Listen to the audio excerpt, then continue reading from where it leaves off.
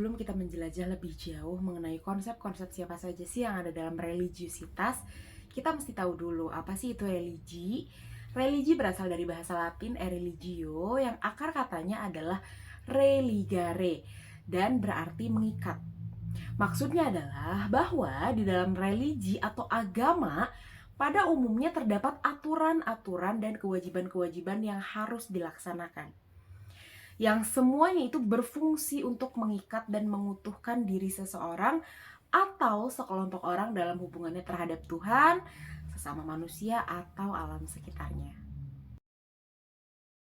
Pada konsep religiusitas yang pertama, ada konsep religiusitas menurut Glock and Stark. Di dalam psikologi agama, dikenal dengan adanya kesadaran beragama atau religious situationist dan pengalaman beragama atau religious experience. Ada 5 aspek atau dimensi menurut Glock and Stark dalam religiusitas. Yang pertama, religious belief, the ideological dimension atau dimensi keyakinan, yaitu tingkatan sejauh mana sih seseorang itu menerima hal-hal yang dogmatik dalam agamanya. Yang kedua, religious practice, ritual dimension, yaitu tingkatan sejauh mana seseorang itu mengerjakan kewajiban-kewajiban dalam agamanya. Yang ketiga, religious feeling, the experiential dimension atau dimensi pengalaman dan penghayatan, yaitu perasaan-perasaan atau pengalaman-pengalaman keagamaan yang pernah dialami oleh seseorang.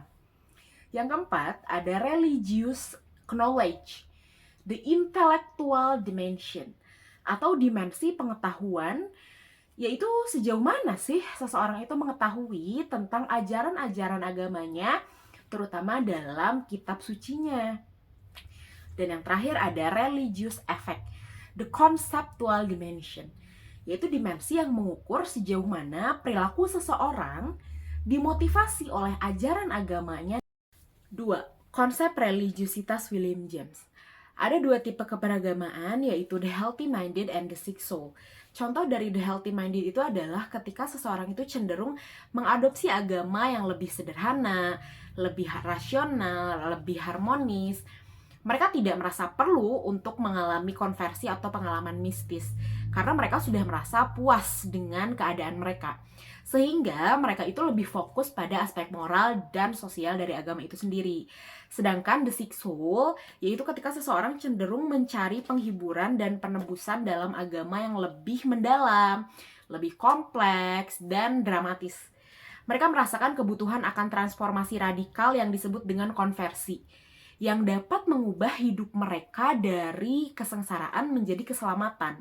Mereka juga biasanya lebih terbuka dengan pengalaman mistis karena mereka merasa itu lebih mendekatkan mereka dengan Tuhan.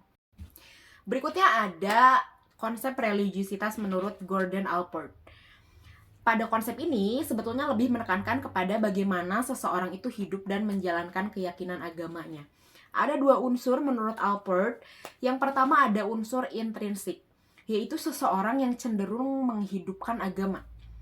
Maksudnya, seseorang di sini cenderung menjadikan agama sebagai pedoman. Agama dianggap sebagai sumber inspirasi untuk membimbing perilaku, membuat keputusan, dan lain-lain.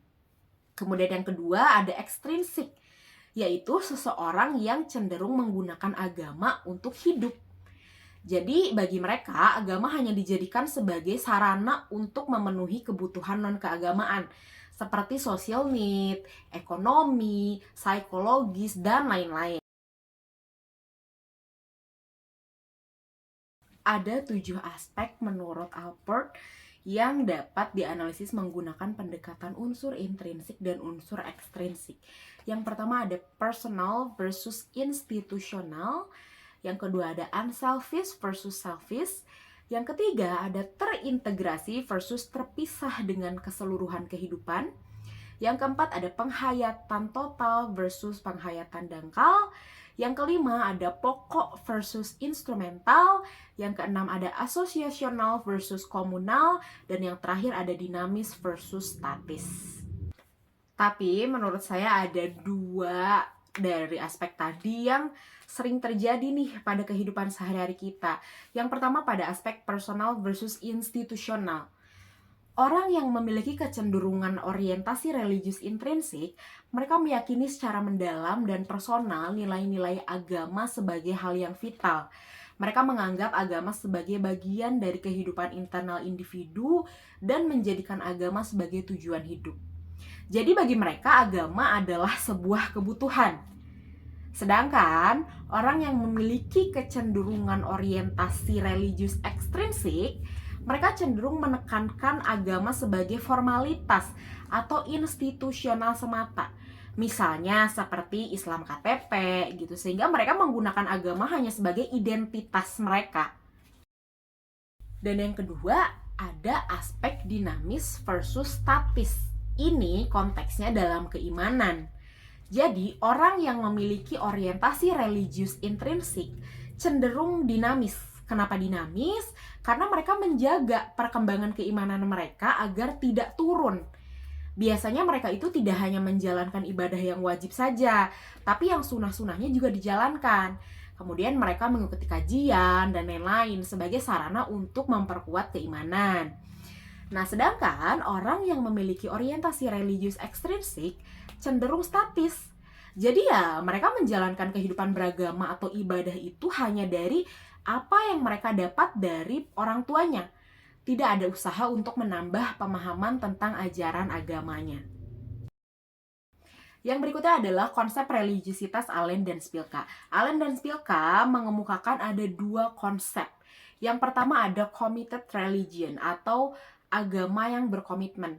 Contohnya itu kayak seperti menjalankan ibadah sholat. Bagi umat Islam, sholat itu adalah kewajiban yang harus dilaksanakan, sehingga ibadah ini menunjukkan komitmen individu terhadap praktik agama yang dianut. Kemudian yang kedua ada consensual religion atau agama yang dijalankan secara bersama. Contohnya itu seperti menghormati antar umat beragama, seperti saling menghormati kebebasan memilih agama, menghargai perbedaan keyakinan antar individu, menghormati pilihan agama orang lain tanpa memaksa mereka untuk mengikuti agama tertentu. Erich Fromm merupakan salah satu tokoh psikoanalisis terkenal, tapi ia juga ikut merumuskan mengenai konsep religiusitas. Salah satunya adalah humanistic religion, yaitu religiusitas berpusat pada diri manusia dan kekuatannya, dengan tujuan untuk mengaktualisasikan potensi-potensi dalam diri manusia dan memandang bahwa Tuhan sebagai kekuatan manusia. Dalam arti ini, misalnya, jika Tuhan disebutkan sebagai yang Maha Pengampun, maka manusia pun harus banyak memaafkan orang lain. Jika Tuhan dikatakan sebagai yang Maha Pemberi kasih sayang, maka manusia pun harus bisa saling menyayangi satu sama lain. Devoteeism adalah salah satu konsep religiusitas menurut Richard Lenski yang menekankan pada pentingnya hubungan antara manusia dan Tuhan yang bersifat pribadi. Yang terakhir adalah konsep religiusitas oleh Walter Huston Clark. Walter merumuskan ada 3 perilaku keagamaan. Yang pertama ada primary religious behavior atau perilaku agama utama.